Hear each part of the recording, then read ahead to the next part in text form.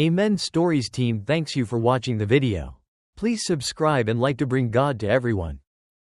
They told us the story was over, that everything worth knowing had already been revealed. But beneath a quiet apartment in Jerusalem, something ancient stirred. It wasn't a rumor. It wasn't a myth. It was stone, carved, sealed, and hidden for 2,000 years.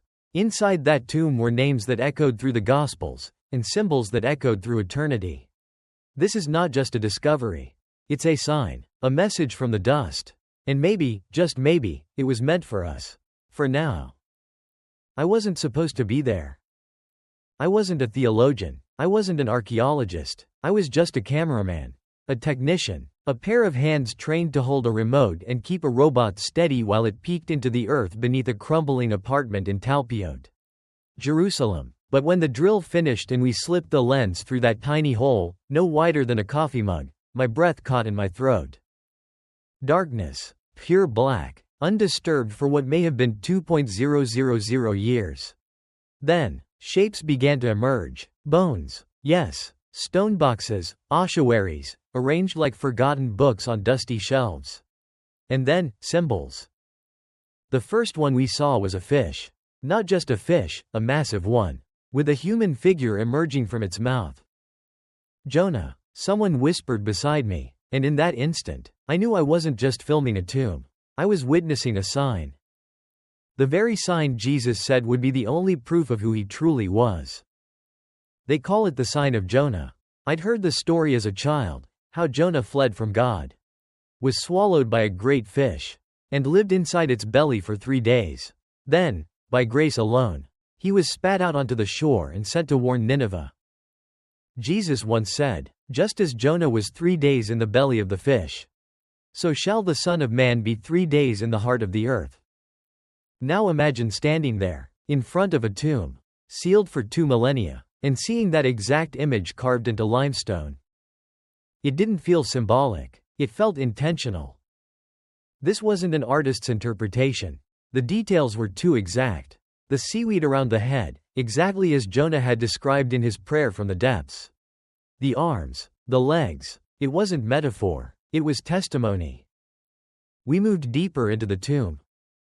Somewhere between the cameras and the centuries, I began to forget time. I wasn't just documenting history.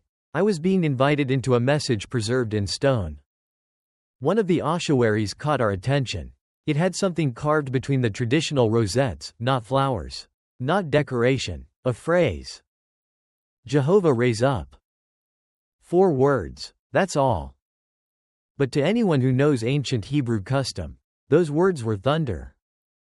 The name of God, Jehovah, was never to be spoken. Much less etched into limestone. It was too holy, too sacred. Scribes would stop and purify themselves before even writing it. And yet, here it was, not hidden, not stylized. Bold. Some of the scholars on our team believed it was a plea, a prayer to God to raise the dead. But I saw something else. What if it wasn't a plea? What if it was a declaration? A prophecy carved by someone who believed that the one in this tomb wasn't just anyone. That he would rise. That he had risen. Then we saw the creature. Not another fish. Not a cross. Something stranger. At first, we thought it was damaged stone. But the light hit it just right. And we saw wings, eyes, clawed limbs. Not animal. Not human. Something in between. Isaiah's seraphim? One of Revelation's beasts? A fallen angel? Perhaps, like in the book of Enoch? I couldn't say. All I knew was this. It had been carved with care. With purpose. And it watched. It didn't belong to our world. That much was clear. And deep inside me, I felt something stir. Not fear. Not exactly. More like awe. Like I was trespassing on holy ground. After that, we all grew quieter. Nobody told us to. We just did. Even the scholars who normally filled the air with theories, debates, arguments, they were hushed. The room, or rather the tomb, felt like it was speaking. Not audibly, but unmistakably. 2 signs. One of hope, one of warning. The fish that swallowed Jonah and released him. and the winged thing that watched over dust and silence for 2,000 years. The implications rattled everyone. Was this a place of resurrection? Or of judgment? Or both? Word spread. Slowly at first. We weren't allowed to publish everything. There were religious groups, legal entanglements, permits, but whispers find ears. Some theologians called it heresy. Some archaeologists called it a hoax. But a few voices, brave ones, began to say something different. What if this doesn't disprove the resurrection? What if it reframes it?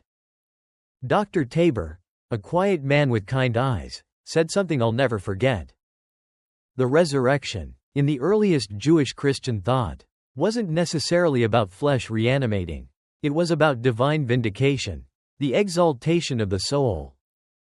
So maybe the tomb isn't empty because the body disappeared. Maybe it's empty because death itself was conquered. Maybe it's not a trick. It's a triumph. 200 feet, that's all. That's how close the second tomb was. Hidden, quiet, waiting. And when we opened it, it was simpler, less ornate, but not less powerful. Some believed it was a secondary chamber, an altar, a marker. The way Mount Sinai was matched by the ark. The way the upper room mirrors the garden.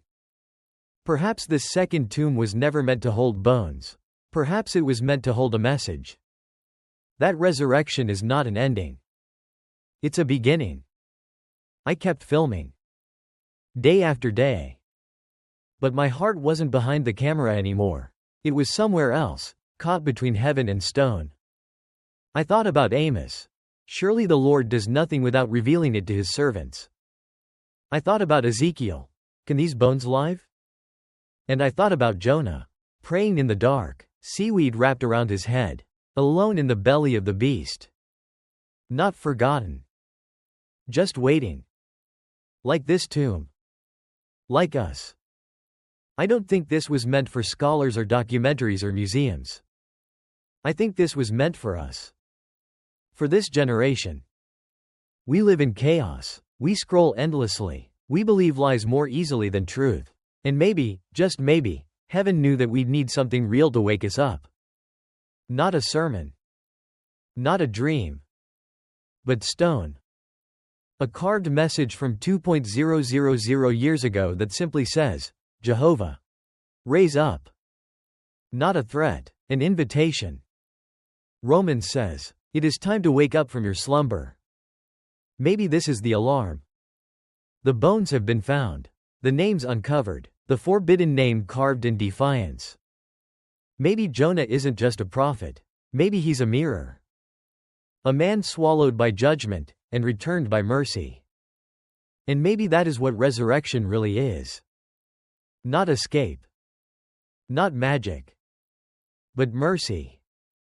Final words, if the stones could speak. I was just a cameraman. But I saw something I cannot unsee. I saw proof that time doesn't bury everything. I saw that when heaven wants to speak, it uses dust, and stone, and forgotten names. I saw that what was once hidden has now been revealed. And I'm telling you, this is not just archaeology. This is a message. Not for them. For us. So if your heart is stirring, pray. If you feel something deep awakening, follow it. And if you believe even a little, share it. Because the sign of Jonah has returned. And the stones are speaking. Can you hear them? If you felt something stirring as you heard this story, don't ignore it. The sign of Jonah has returned. And in a world that has forgotten how to listen, the stones are speaking once more. This message wasn't uncovered for scholars alone. It's for anyone with ears to hear. You don't have to believe right now. But you can begin to ask. You can begin to wonder. And if your heart is moved, then pray. Because God is still speaking. Through prophets. Through symbols. And now, through stone. Amen Stories team thanks you for watching the video. Please subscribe and like to bring God to everyone.